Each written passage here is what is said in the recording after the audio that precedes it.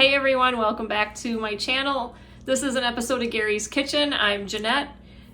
Gotta fix this, your head is cut off. There. Let's try that again. I'm Jeanette. And this is Gary.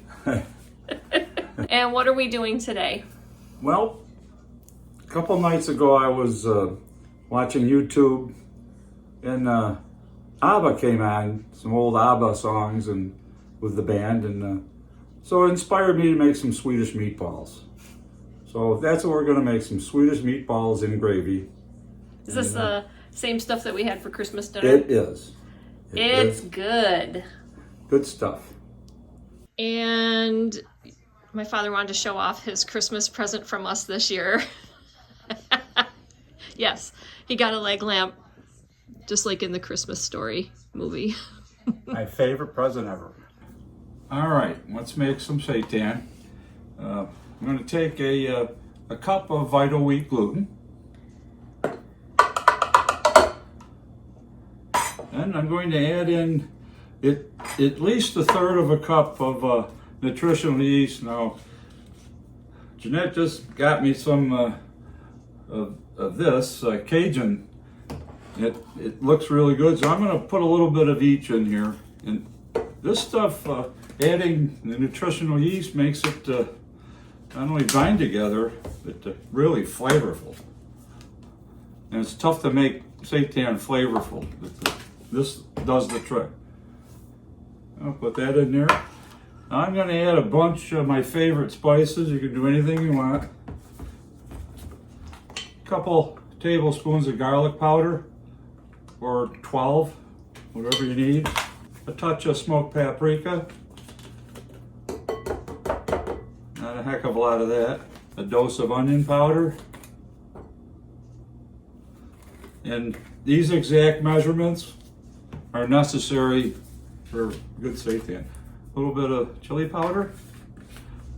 And I love Italian seasonings, so I'm going to put some in there.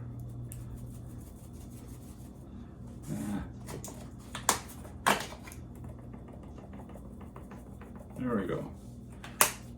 And I want to put some fennel seed in there. Motion detected at front door. So I know this, it gives it a Italian sausage type of a effect, but I kind of, like, you don't have to add any of this stuff. You can just do your favorite stuff. Give it a real good mix. Gary's here. All right, so now we need the liquid part. And I took a jar of roasted red peppers. A lot of times I use a can of beets, I grind them up. But this time I use some roasted red peppers. Put these guys in there.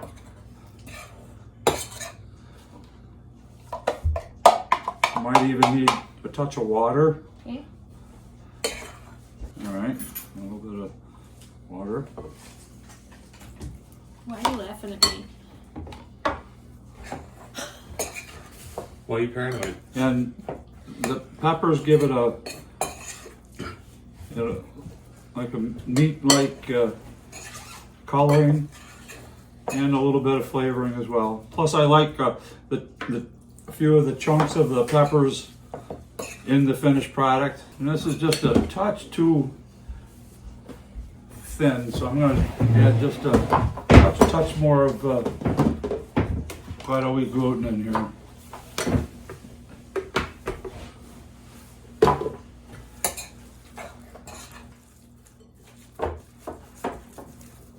I'm going to knead this up. Needs just a touch more.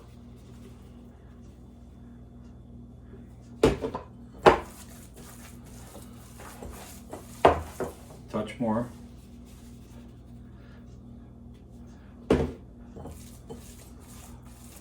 Notice the precise measurements. And we said, you know, use your own measurements. Don't use mine, because They don't exist. I can't count, and I was never good at math. Sorry, but just a little bit more. There we go. That should do it. A little bit liquidy because there's still some decent chunks of red pepper in there. If you want to grind it up fine, you can. It's That's fine. I'm gonna knead this up some more.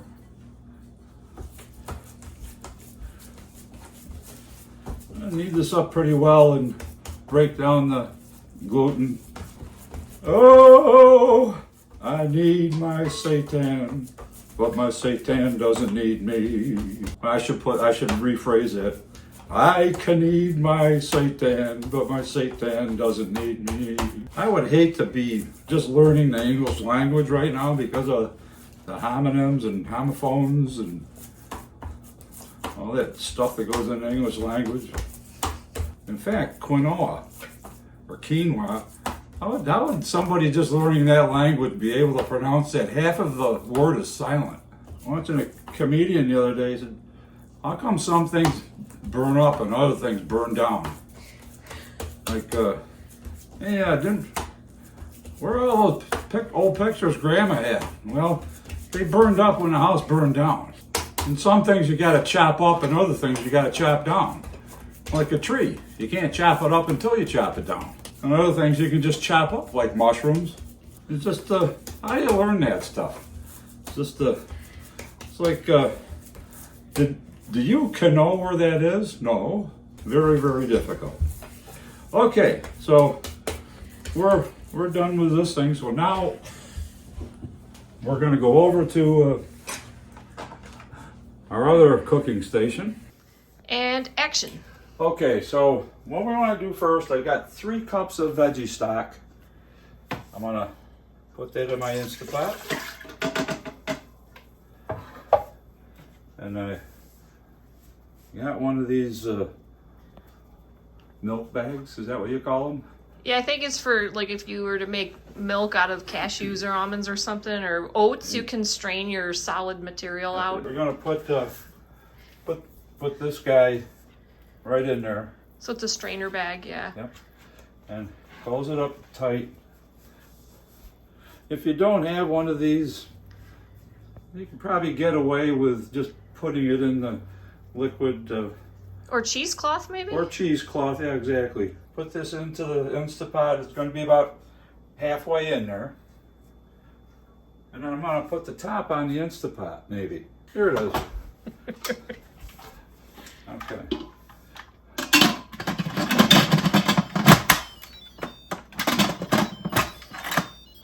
Alrighty. Now, That one on instantly. pressure 30. Now this is going to take 30 minutes to cook. So we're going to make some gravy right now while that's cooking. And action. Okay, first thing we got to do is we're going to make some sour cream with Jeanette's recipe, and we'll make it over here at the Vitamix. All right, so we want about a cup of these things. And these things are? Cashews. Let's make it creamy, creamy, creamy. So we're going to put a cup of cashews in there. All right, so we got our cup of cashews in there. And about half a cup of water. We're going to throw that in there.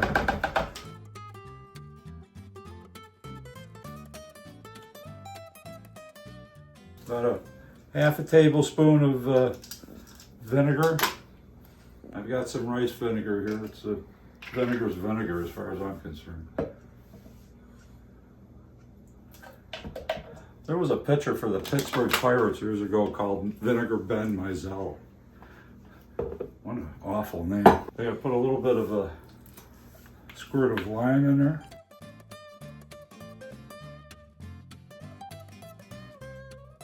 Here, try that. Okay, so that's what it looks like, and you actually added a little bit of tofu too, right? Yes. What is it, extra firm tofu? Yes, just about. We need salt.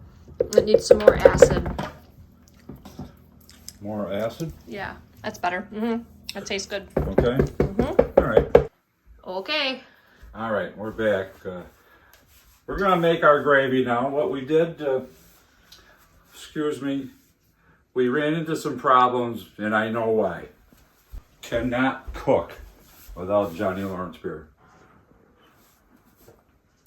Now we can go. In a saucepan, I put in 3 cups of veggie stock. Now normally, I would take the liquid left over from baking the seitan, but since I'm still baking it, I use just some regular veggie stock, and I'll reserve that later. I put in 2 nice dollops of better than bouillon, and I'm gonna stir that around. Let's turn it on some medium heat. Incorporate the bouillon in there. I'm gonna throw in some of the sour cream that we made in the Vitamix. Now, we did the cashews with some liquid. I did take a chunk of tofu, extra firm tofu, about 1/3 of a block, incorporated that with a little salt, a couple tablespoons of vinegar, and a little touch of lemon. So I kind of like this stuff, so I'm going to put a couple dollops in our gravy. And by a couple, I mean 12. We'll mix this around, incorporate it all. Try to separate a little bit on you, but unseparate it.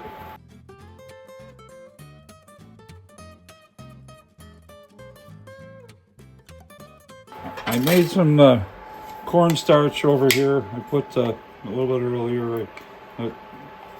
Because I want it a little bit thicker than that. So I took 3 tablespoons of cornstarch and about twice as much of that as water. And we'll just see how this does. You know, kind of the coupe de grace, which is another thing that I'd hate to be learning English to try to figure out what that means. I made some blueberry jelly, put some frozen blueberries, banana, a little honey, and a touch of vanilla. Ground them up. I use this if I have toast or an English muffin in the morning. I'm going to take, throw a little bit of this in there just to get a nice. We're going to blend this up. It's got the right color that I want. So you have to add some sort of a jam to it? You don't, no. I mean, the gravy's got to be a little bit tart. We put the sour cream in there and the blueberries. Just give it a little bit extra.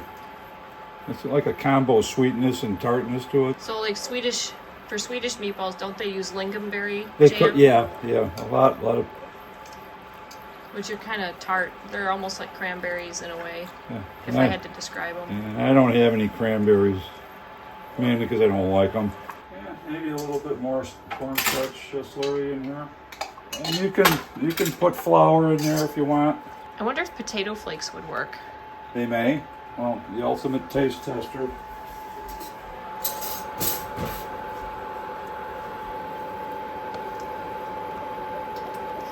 That is really good. Oh my gosh. That's starting to thicken up. Yeah? Is it? Yeah. That's delicious. Oh my gosh. I want to put that on mashed potatoes. I want to put that on... In fact, that's what they say. Put the Pasta. meatballs and gravy on mashed potatoes or noodles or rice. You could make a stroganoff type thing out of this. Yes. That looks really good. That is very good. Okay, turn the temp down a little bit.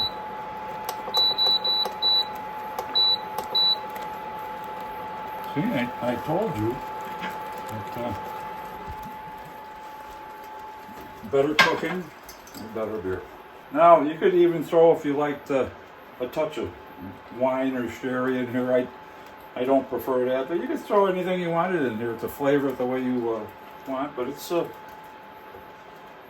looking pretty good. We'll throw it on low right now. And right now, we're gonna make our meatballs. I made the seitan. I made this up previously. Put it in a blender, ground it up. I roasted a portobello mushroom. I like them, scrape out the gills. I marinated them in some liquid aminos and a little bit of soy sauce. Roasted them on 400 for about 15 minutes. Now, I like portobellos because they're meaty. Now, you can use any mushroom you prefer, but I happen to Really like these because they're very dense and they go well in a mixture like this. So, there you go. Okay, I blended, I stirred in my chopped up mushrooms. Mushrooms you can chop up, you don't have to chop them down, remember that. Now what I'm going to do is earlier I took an onion, a white onion, and I took a cheese grater and I grated it up. As you can see here, it's mushy. Now what I did, take 2 pieces of just plain white bread, cut the crust off. I'm going to cut them into chunks. Throw them in my onion mix. This is kind of a piece of resistance too. Another word you don't understand if you don't. I've been speaking the English language for 73 years and I don't got it down too good. Now I'm gonna just mash my mixture and let the bread soak up the onions in here. Now I wouldn't suggest using onion powder because it won't soak into the bread.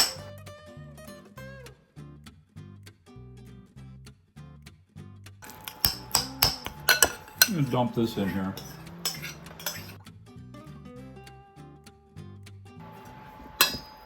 What this does, it makes, when you cook your meatballs, which we're gonna bake these in the Breville oven or regular oven, we're not gonna obviously cook them in a skillet with oil.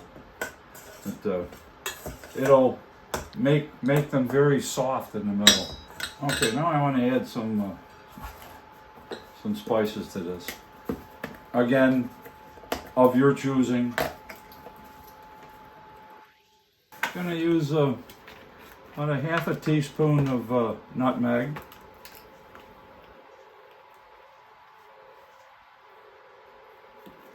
And about a half a teaspoon of allspice. What measurement is a squirt? Is that like a teaspoon? Probably. Some Dijon mustard. While I've got these open, then we should have done this first. This also goes into our gravy mix. So like a half a teaspoon Half of each. half a teaspoon of each. I don't want to use too much of this stuff because it makes you delirious. That's correct. Too much nutmeg is a hallucinogen. We learned it in our ER courses for poisoning. Really? Yeah, you're eating breadcrumbs. Adding some, now I spiced these, I put some pancos in a blender, spiced them up. Some of these peppers didn't get ground down. I didn't want to make it too fine because I like it fairly coarse. But you can do whatever you want. So not a lot of ingredients. You can basically put in what you want. Just put in the nutmeg and the allspice. I mean, that's the ABBA part. All right, we got our mixture here, and we're just gonna roll them into meatballs. I'm gonna put them on my baking sheet. Now, I like to use this little ice cream scoop. Compact them in there.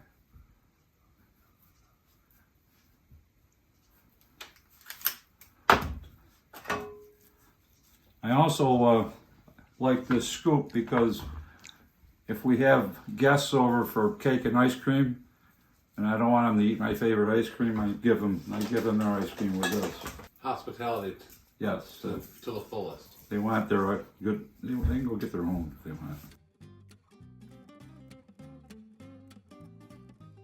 We are back on to filming. Yeah. Yep, you're on. Oh, okay.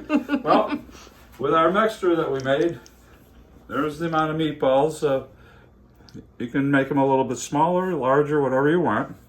But I like this. So we want to roast or bake these at 400 degrees for about 15 minutes. I mean, they're all cooked.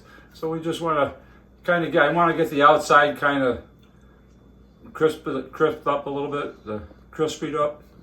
So we'll throw these in here, then we'll go over and look at our Instapot seitan that we made. Here's our seitan. We're going to pull this out. Why do they call somebody who gets in a lot of accidents reckless? When the sun comes out, it's light. When the light goes out, it's dark. And there's your cooking liquid that you would That's use the cook. for... Yep. I would normally use this for the gravy, but I'm going to save that for a little while anyway, maybe 3 or 4 months. Wow. And there's our seitan. When this cools down, it's great to make slices out of it. You can make crumbled up for chili, tacos. You know what it looks like? Pimento loaf. Yeah. Remember that? Yeah. And it, just a hair too much liquid, and it should have been a little bit drier when I put it in the. But it's okay when it dries up. Can I try a piece? You can. Wow. Oh my gosh, that is delicious. It's really good. That is delicious. Wow.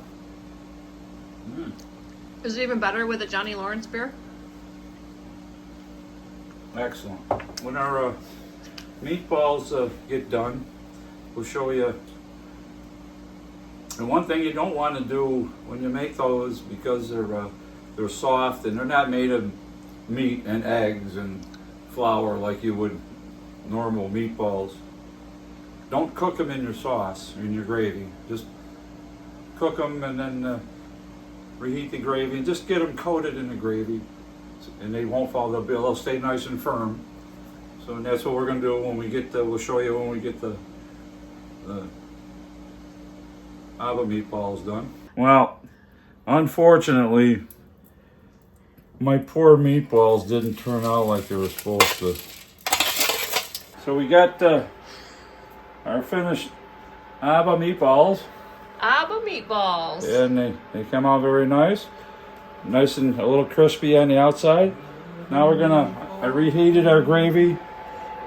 I'm gonna throw a few in here. Just want to get a coating on them. Maybe a touch of parsley on there for presentation.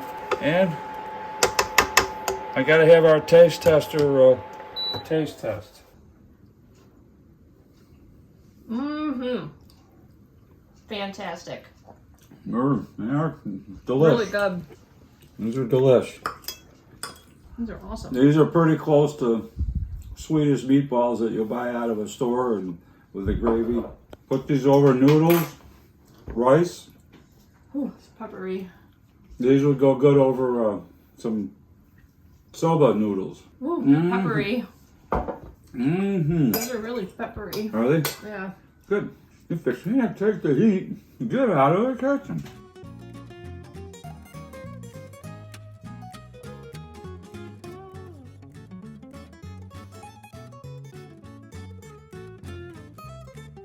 All right, that concludes another episode of Gary's Kitchen. We hope you enjoyed this episode with the vegan Swedish meatballs and this delicious gravy. Everything is fantastic. Hope you guys give it a try. Thanks for watching, and we'll see you in the next video.